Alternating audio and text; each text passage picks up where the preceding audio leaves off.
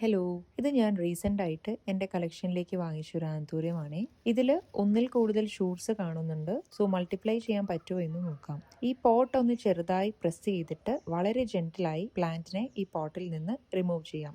Anthuriums വളരെ ഏറി ആയിട്ടുള്ള സോയിൽ മിക്സ് പ്രിഫർ ചെയ്യുന്ന പ്ലാന്റ്സ് ആണ്. സോ അതിന് പറ്റിയ ഒരു പോട്ടിംഗ് മിക്സ് ആണ് ഞാനിവിടെ എടുത്തിരിക്കുന്നത്. കൊക്കോപീറ്റും പെർലൈറ്റും പിന്നെ കുറച്ച് സോയിലും ചാർക്കോളും ചോക്കോ ചിപ്സും ബ്രിക്ക് പീസസുമാണ് യൂസ് ചെയ്യുന്നത്.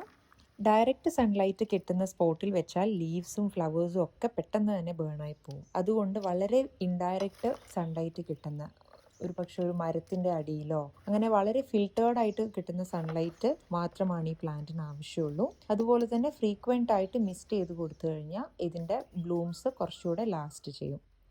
ഡീറ്റെയിൽഡ് ആയിട്ട് പോട്ടി മിക്സിൻ്റെ റേഷ്യോ അറിയണമെന്നുള്ളവർ ഡിസ്ക്രിപ്ഷനിൽ ചെക്ക് ചെയ്തോളൂ. നിങ്ങൾ ഈ ഒരു സ്പോട്ട് കണ്ടോ?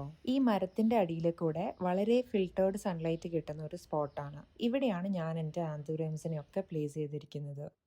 Follow for more plant care and gardening ideas. അപ്പോൾ ബൈ.